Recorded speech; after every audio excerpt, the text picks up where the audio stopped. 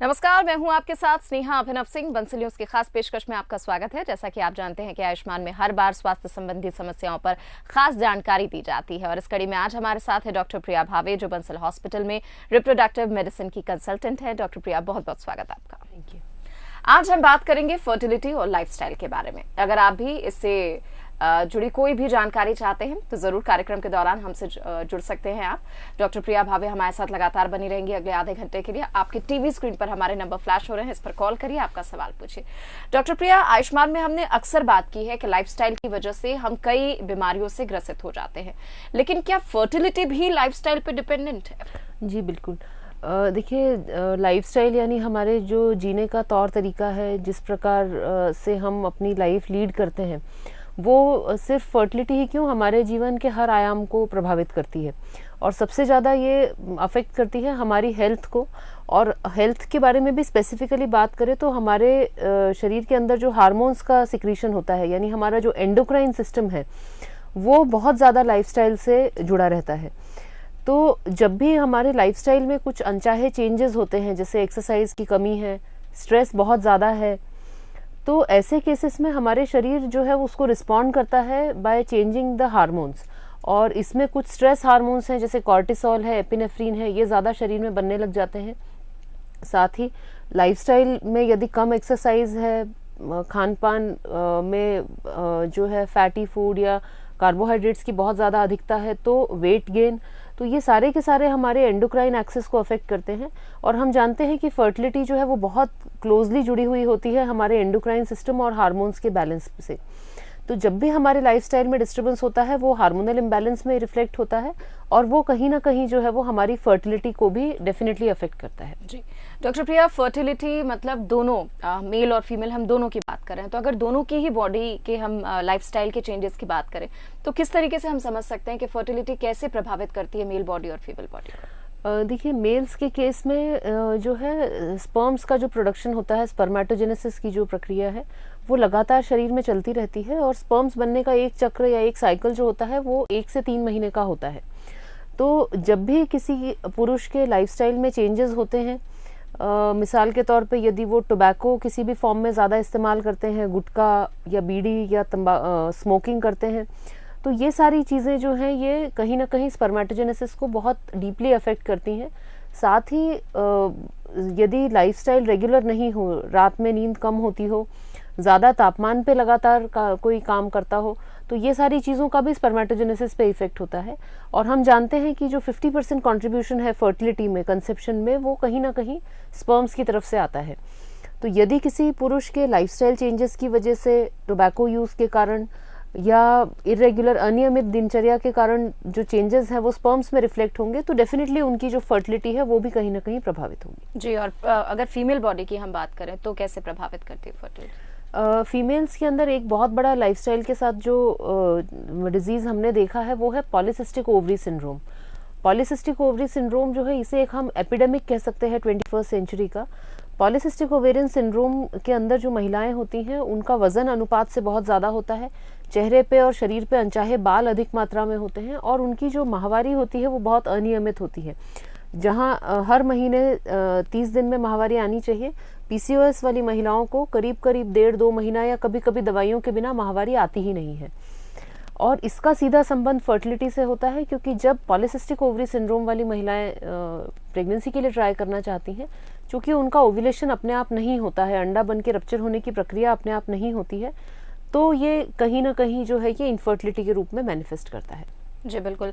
तो आज हम बात कर रहे हैं कि आपकी लाइफस्टाइल आपकी फर्टिलिटी को कैसे प्रभावित कर सकती है। कई बार हम सोचते हैं कि हम अच्छा खाना खा रहे हैं या फिर अगर हम डॉक्टर से परामर्श ले रहे हैं, दवाइयां ले रहे हैं, उसके बावजूद हमें क्यों ये समस्या आ रही है। तो एक बहुत बड़ा रीजन हो सकता है कि आपकी लाइफस्टाइल, आप कैसी लाइफस्टाइल जी रहे हैं, इस पर ध्यान देना बहुत जरूरी है, क्योंकि लाइफस्टाइल से हमारे शरीर से जुड़ी कई बीमारियां लिंक्ड रहती है। अगर आपकी लाइफस्टाइल खराब है, शेड्यूल्ड नहीं है, तो हम डायबिटीज, ब्लड प्रेशर के शिकार होते हैं और ठीक वैसे ही फर्टिलिटी भी डिपेंड करती है। तो आज हमें डॉक्टर प्रिया इसी बारे में जानकारी दे रही हैं। अगर आप भी कुछ जानना चाहते हैं तो जरूर हमारे साथ जुड़े। डॉक्टर प्रिया, कई लेडीज ऐसी होती हैं जो बहुत ओवरवेट हो जाती हैं, चाहे वो हार्मोन्स की वजह से हो या बहुत ज़्यादा खाने की वजह से हो, क्या ये भी एक डिपेंडेंसी है फर्टिलिटी को लेकर? जी, वेट की जब हम बात करते हैं तो हम किस तरह से, सबसे पहले ये जानना ज़रूरी है कि ओवरवेट कौन है। ओवरवेट हम चिकित्सकीय भाषा में उन महिलाओं को कहते हैं जिनका बॉडी मास इंडेक्स 25 से ज़्यादा है। बॉडी मास इंडेक्स एक इंडेक्स होता है जिसमें हम हाइट और वेट का जो अनुपात होता है उसकी तुलना करते हैं। इसको हम ऑनलाइन जाके कई फ्री कैलकुलेटर्स अवेलेबल हैं जिसमें आप अपनी हाइट और वेट अगर एंटर करते हैं तो आपका बॉडी मास इंडेक्स आप जान सकते हैं। Normal body mass index Indian महिलाओं के लिए 23 से 25 तक माना गया है। यदि 25 से 30 तक बॉडी मास इंडेक्स है तो ये ओवरवेट कैटेगरी में आते हैं, और यदि ये 30 से ज़्यादा है तो फिर ये ओबीस कैटेगरी में माना जाता है। 40 से ऊपर यदि बॉडी मास इंडेक्स है तो इसे सुपर ओबीस कैटेगरी में डाला जाता है। सबसे इम्पॉर्टेंट बात यह है कि यदि किसी महिला का वजन अनुपात से ज़्यादा है, वो ओबीस है या इवन ओवरवेट है, तो फर्टिलिटी ट्रीटमेंट स्टार्ट करने से पहले वो अपना वजन कम करने की सबसे पहले कोशिश करें, क्योंकि ओवरवेट होने का सीधा संबंध होता है ट्रीटमेंट के सक्सेस से। यदि किसी महिला का वजन ज़्यादा है तो उसे जो है ज़्यादा डोज में दवाइयाँ लगती हैं, दवाइयों का इफ़ेक्ट कम आता है, और साथ ही प्रेगनेंसी आने के बाद भी कुछ जटिलताएं जैसे मिसकैरेज होना, ब्लड प्रेशर बढ़ना, डायबिटीज़ होना प्रेगनेंसी में, ये सारे जो चांसेस हैं ये बढ़ जाते हैं। तो सबसे पहला स्टेप किसी भी इनफर्टाइल कपल के लिए रहता है, यदि महिला ओवरवेट है, कि वो अपना पहले वज़न अनुपात में लाएं। ये नहीं सोचें कि हम 1 महीने के अंदर 10-15 किलो वज़न कम कर लें। हमें अपना जो वेट है उसका 10% कम से कम रिड्यूस करना है, और उसे 2 से 3 महीने तक मेंटेन करके रखना है, क्योंकि शरीर में जो एंडोक्राइन एक्सिस है, जो आपके हार्मोन्स हैं, उन्हें वापस आने में ऐसा नहीं है कि आपने आज वज़न कम किया है तो अगले दिन ही आपकी जो रिप्रोडक्टिव एक्सिस है वो नॉर्मल हो जाएगी। उसी वजन पे आपको कम से कम 2 से 3 महीने तक मेंटेन करके रखना है, तभी इसका जो है असली फायदा नजर आएगा। जी बिल्कुल। डॉक्टर प्रिया, अब हम नॉर्मली देखें तो जो कपल्स होते हैं उसमें दोनों ही वर्किंग होते हैं, यानी ऑफिस का टेंशन जो है दोनों घर लेकर आते हैं, दोनों को ही बहुत ज़्यादा टेंशन है, तो क्या टेंशन भी अफेक्ट करता है फर्टिलिटी? देखिए, बहुत ही अच्छा और बहुत ही इम्पॉर्टेंट सवाल है, और जब हम लाइफस्टाइल की बात करते हैं तो कहीं ना कहीं ये एक बहुत बड़ा फैक्टर उभर के आया है। संतानहीनता कई कपल्स में हम देखते हैं कि वो फिजिकली पूरी तरह से नॉर्मल है, मेडिकली बिल्कुल नॉर्मल है, परंतु पति पत्नी का सहवास ही इतना फ्रीक्वेंटली नहीं हो पाता है, और इस कारण जो है वो इनफर्टिलिटी उन्हें हो जाती है, और धीरे धीरे उम्र बढ़ती जाती है, और फिर ओवेरियन रिजर्व की समस्याएं भी जो है वो आने लग जाती हैं। तो हमने ये देखा है कि जो नाइट शिफ्ट वर्कर्स हैं, या जो दोनों हस्बैंड वाइफ वर्किंग हैं, रात के समय काम करते हैं, या घर भी काम अपना लेकर आते हैं, या फिर दिन भर में इतना थक जाते हैं कि रात के समय वो साथ ही नहीं रह पाते हैं, तो ये एक बहुत बड़ा रीज़न उभर के आया है इनफर्टिलिटी के लिए। और ये मेरे हिसाब से मेट्रोज़ में यदि हम बात करें तो ये एक बहुत इंपॉर्टेंट कंट्रीब्यूटिंग फैक्टर है इनफर्टिलिटी में, और कहीं कहीं तो ये एक अकेला फैक्टर है। जैसे मिसाल के तौर पे काम के लिए यदि दोनों की पोस्टिंग अलग अलग जगह पर है तो वो फर्टाइल होते हुए भी जो है वो कंसीव नहीं कर पाते हैं, और उन्हें फिर मेडिकल असिस्टेंट्स की आवश्यकता पड़ जाती है। आयुष्मान में आज हम बात कर रहे हैं कि आपकी लाइफस्टाइल कैसे अफेक्ट करती है आपकी फर्टिलिटी को। जी हाँ, ब्रेक पर जाने से पहले डॉक्टर प्रिया ने हमें बताया कि स्ट्रेस या फिर आपका खान पान, आप कैसे रह रहे हैं, किस जगह रह रहे हैं, मोस्ट ऑफ द टाइम आप कहाँ स्पेंड कर रहे हैं, नींद आपकी प्रॉपर हो रही है या नहीं, ये सारे ऐसे फैक्टर्स हैं जो आपकी फर्टिलिटी को अफेक्ट करते हैं। डॉक्टर प्रिया, जब ऐसे कपल्स आपके पास आते हैं जो इन रीजंस की वजह से इनफर्टाइल होते हैं, तो आप क्या उनको सजेस्ट करते हैं, क्या लाइफस्टाइल उनको जीनी चाहिए? देखिए, दिक्कत क्या है कि जो कपल्स जब तक हमारे पास आते हैं और जिनके केसेस में हम ये देख रहे हैं कि उनकी जो लाइफस्टाइल है वो एक बहुत बड़ा कारण है इनफर्टिलिटी के लिए, तो उसमें हम उन्हें डेफिनेटली लाइफस्टाइल चेंज करने की सलाह तो दे देते हैं, परंतु ये एक बहुत ही मुश्किल काम होता है कपल्स के लिए। और साथ ही उनका एक्सपेक्टेशन ये रहता है डॉक्टर से कि हम डॉक्टर के पास आए हैं, हम उन्हें कोई टैबलेट या इंजेक्शन देंगे जिससे वो फटाफट कंसीव हो जाएंगे, परंतु असलियत ऐसी नहीं है। लाइफस्टाइल चेंज जो है ये एक बहुत डिफ़िकल्ट है, क्योंकि आप उस लाइफस्टाइल में कई सालों से जी रहे हैं, अपने जॉब में, अपने कामकाज में एक फिक्स्ड रूटीन है, उसको इस ट्रीटमेंट के साथ में मैच करने के लिए अपनी लाइफस्टाइल पूरी चेंज कर देना बहुत आसान नहीं है। साथ ही क्या होता है कि कोई भी लाइफस्टाइल चेंज जब हम एम्ब्रेस करते हैं तो उसके हमें इंस्टेंट रिजल्ट्स नहीं दिखते हैं। यदि हम वेट लॉस की ही बात करें तो वेट लॉस के लिए कोशिश करने के बाद भी 1 से 2 या 3 से 6 महीना कम से कम चाहिए कि आप अपना 10 से 20% वज़न कम कर पाएँ, उसे मेंटेन कर पाएँ, और ये एक बहुत बड़ा लाइफस्टाइल शिफ्ट होता है किसी भी कपल के लिए। परंतु हमने ये भी देखा है कि जो कपल्स इस चीज़ को एक्सेप्ट करते हैं और अपने लाइफस्टाइल में थोड़ा ही क्यों न सही परंतु एक कॉन्सिस्टेंट बदलाव लाते हैं, उनके केस में फर्टिलिटी ट्रीटमेंट्स का भी जो असर है वो बहुत अच्छा होता है। ऐसे तो कम ही कपल्स होते हैं जिन्हें हम सिर्फ लाइफस्टाइल चेंज एडवाइस करते हैं। यूजुअली किसी ना किसी ट्रीटमेंट के साथ में लाइफस्टाइल चेंज एडवाइस किया जाता है, और ये लाइफस्टाइल चेंज जो है ये हमारे सारे ट्रीटमेंट्स को और ज़्यादा कारगर बना देता है। जी, आजकल डॉक्टर प्रिया योग का बहुत क्रेज है, सब लोग योग के लिए बहुत ज़्यादा ध्यान देते हैं, अवेयर हैं, तो क्या योग एक अच्छी लाइफस्टाइल के लिए ज़रूरी है? देखिए, योग या किसी भी तरह का व्यायाम जो है वो हमारे शरीर की एक बुनियादी नीड है। जिस प्रकार हमें जीने के लिए खाना चाहिए, हवा चाहिए, आराम चाहिए, उसी प्रकार हमारे शरीर को कुछ न कुछ मात्रा में व्यायाम जो है वो आवश्यक है। यदि हम 50 साल पहले का उसके पहले की अपने पूर्वजों की लाइफस्टाइल देखें तो उनके दिनचर्या में ही कम से कम 5 से 6 घंटे या उससे ज़्यादा की कड़ी मेहनत होती थी, चाहे वो महिला हो चाहे वो पुरुष हो। अब चूंकि पिछले 30 से 40 सालों में इतना फास्ट बदलाव आया है हमारे जीवन में कि हम सब बिजी तो हैं, परंतु ये काम जो है ये मानसिक थकान वाला ज़्यादा है। शारीरिक थकान हमारे पूरे दिनचर्या में शायद ही कभी होती हो, परंतु ये शरीर की बेसिक नीड है कि हमें कम से कम एक से 2 घंटे ऐसा कुछ काम करना है जिससे हमारा शरीर थके, हृदय की गति बढ़े और हमें पसीना आए।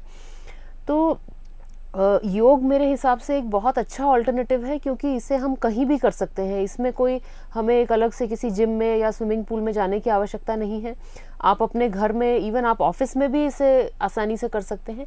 इसमें बहुत ज़्यादा स्पेशल ट्रेनिंग की आवश्यकता नहीं है, और इसमें इंजरीज यानी कि हम मिसाल के तौर पे 30-35 साल में यदि जिम जाना शुरू करते हैं या दौड़ना शुरू करते हैं तो इसमें हमें कुछ इंजरीज होने की चांसेस होते हैं यदि हम सुपरवाइज वे में नहीं करें। योग में ऐसा बिल्कुल भी नहीं है। और सबसे अच्छी बात जो योग के बारे में है, योग का अर्थ ही होता है जोड़ना, यानी मन और हमारा शरीर, इन दोनों का जोड़ करके योग किया जाता है। तो शारीरिक व्यायाम के साथ साथ ये एक मेंटल इक्विलिब्रियम के लिए भी बहुत ज़्यादा उपयोगी है। तो मेरे हिसाब से जो भी दंपत्ति हैं जिनको हमने लाइफस्टाइल शिफ्ट एडवाइस किया है, उनके लिए नियमित रूप से एक सुपरवाइज्ड वे में योग आसन करना बहुत ही लाभदायक हो सकता है। जी डॉक्टर प्रिया, इस वक्त हमारे साथ एक कॉलर कल्याणी जुड़ रही हैं, अशोकनगर से इन्होंने कॉल किया। जी कल्याणी जी, बताएं क्या सवाल आपका? गुड आफ्टरनून मैम, मैं कल्याणी बात कर रही हूँ। जी कल्याणी।